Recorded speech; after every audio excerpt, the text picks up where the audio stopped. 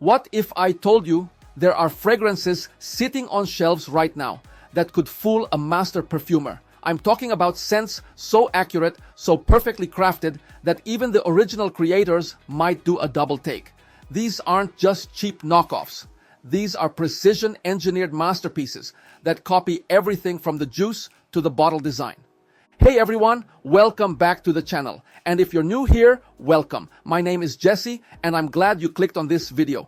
Today, we're diving deep into the shadowy world of fragrance clones. Now, before we go any further, let me clear something up. We're not talking about dupes today. Dupes just smell similar. Clones, they take it to the next level. Copying the scent, the bottle, even the branding. It's like having a twin that's so identical. Only your bank account knows the difference. I've spent months hunting down these 8 clones, testing them against their luxury counterparts, and the results will shock you. Some of these perform better than the originals. Some last longer. And one of them? Well, let's just say I put it to the ultimate test with a friend who owns the original, and the results were embarrassing for the luxury brand. But here's the thing about clones. They exist in a legal gray area. I'm literally risking my channel talking about these today. But you deserve to know the truth about what's really inside these bottles. Let's start with something that completely changed how I think about masculine fragrances. Picture this. I'm at my friend Marcus's wedding last fall, and this guy walks past me wearing what I swear was a YSL tuxedo. You know, that $200 bottle that screams sophistication. I had to ask him about it. Turns out he was wearing Fragrance World Suits, a $25 bottle that had me completely fooled. Suits opens with this intoxicating blend of violet leaf and bergamot that immediately commands attention. But here's where it gets interesting. The heart reveals black pepper and rose that creates this perfect masculine-feminine balance. The base, pure luxury. Ambergris, patchouli, and vanilla bourbon that makes you smell like you just stepped out of an old-school barbershop after getting the royal treatment. Performance-wise, this thing is a beast. I'm getting 6 to 8 hours easy, with the first 2 hours projecting like crazy. It's warm, it's spicy, it's everything tuxedo wishes it could be. The longevity actually exceeds the original in my experience. The crazy part? The bottle looks almost identical to tuxedo. Same black grain de poudre texture, same architectural lines. They didn't just copy the smell, they copied the entire experience.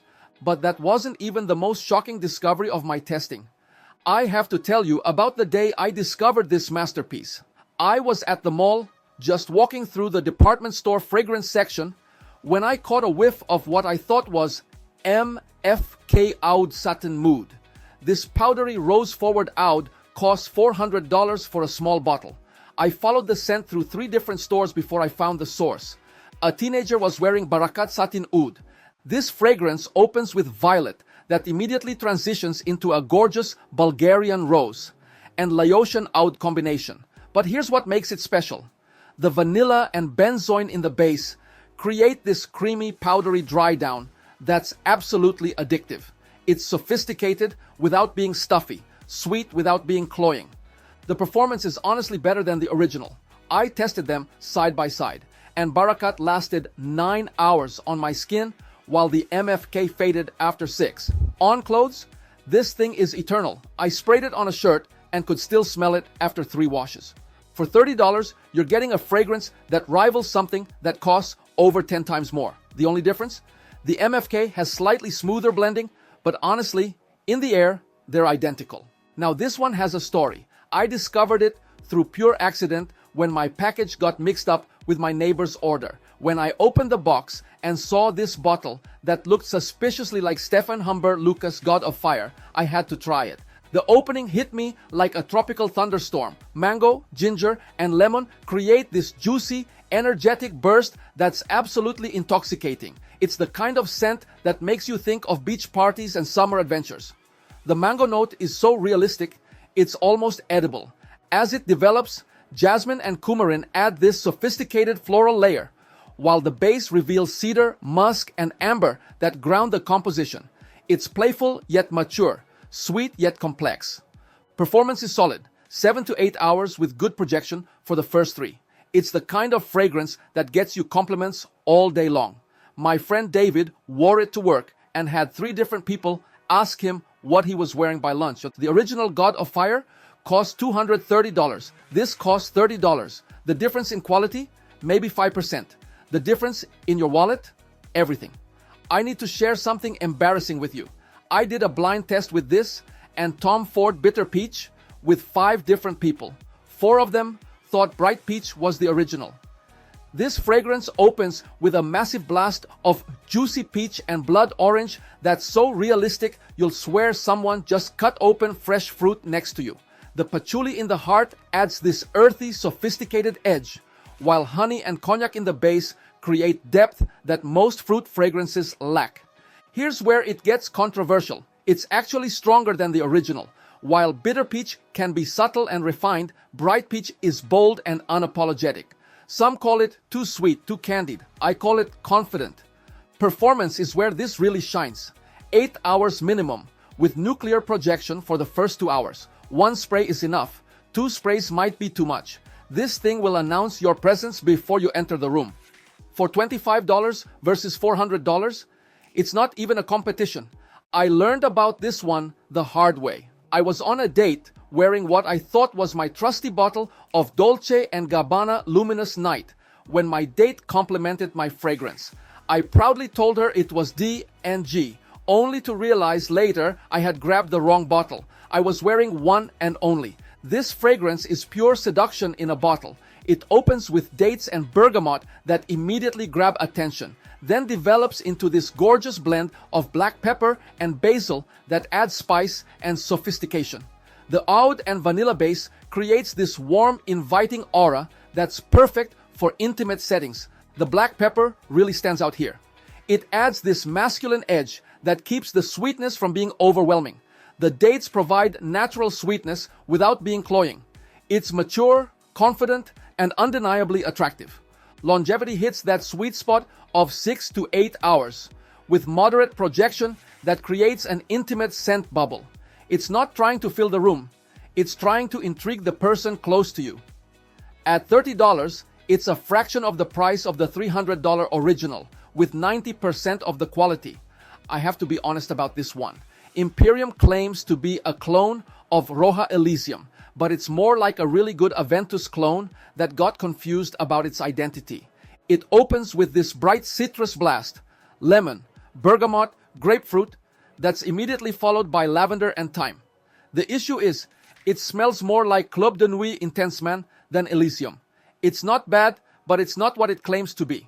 The performance is decent. 5 to 6 hours with moderate projection. But for $65, you could get better Aventus clones for half the price. This one taught me an important lesson. Not every clone hits the mark. Sometimes the hype doesn't match the reality. If you want Elysium, save up for the original or look elsewhere. The name literally means green in Japanese. And when I saw the bottle that looked exactly like Parfums de Marly Greenly, I knew I had to try it. This fragrance surprised me with its complexity. It opens with this incredible green apple and bergamot combination that's crisp and energizing. The mint in the heart adds this cooling effect that makes it perfect for hot weather. The oak moss base gives it this traditional masculine foundation that keeps it grounded. What shocked me most was the longevity. Fresh fragrances usually fade fast, but Midori lasted 6 solid hours on my skin. The apple note stays prominent throughout, creating this energetic, youthful vibe that's impossible to ignore. I wore this to the gym and got compliments from 3 different people. It's clean, it's fresh, and it performs way better than it has any right to at $20. Last but definitely not least, we have Zimaya Elixir, a clone of Tiziana Terenzi Kirke that captures pure tropical paradise. This opens with the most realistic pineapple and mango combination I've ever smelled in a fragrance. It's like someone liquefied a tropical vacation and put it in a bottle. The sweet, fruity opening is balanced by subtle spices that prevent it from being too juvenile. The heart reveals floral notes that add sophistication, while the base provides just enough vanilla and musk to give it staying power. It's the kind of fragrance that makes you smile every time you smell it. Performance is solid for a fruity fragrance. 5 to 6 hours with good projection. It's perfect for spring and summer, or anytime you want to feel like you're on vacation. At $25 versus the 200 plus original, it's an absolute steal. After testing all 8 of these clones extensively, here's what I've learned. The fragrance industry has a dirty little secret. Some of these clones are so good, they expose how much markup you're paying for brand names and fancy bottles. My top performance winners, Barakkat Satin Oud and Bright Peach, both outlasted their expensive counterparts. For value, you can't beat Suits and Midori at $25 each. And for pure enjoyment, Zimaya Elixir brings joy every single time. But here's the thing, clones aren't just about saving money. They're about accessibility. They let more people experience these incredible scent profiles without breaking the bank. They democratize luxury. The fragrance houses might not like it, but the nose doesn't lie. When something smells incredible, performs well, and costs a fraction of the price, it deserves recognition. What's your experience with clones? Have you found any that fooled you completely? Drop your stories in the comments below. I read every single one. If this opened your eyes to the world of clone fragrances, smash that like button and hit subscribe with notifications on. Trust me, you don't want to miss what's coming next week when I reveal the clone that made me sell my original. Thanks for watching, and don't forget to subscribe for more content like this. Until next time, smell and feel good. Stay fragrant.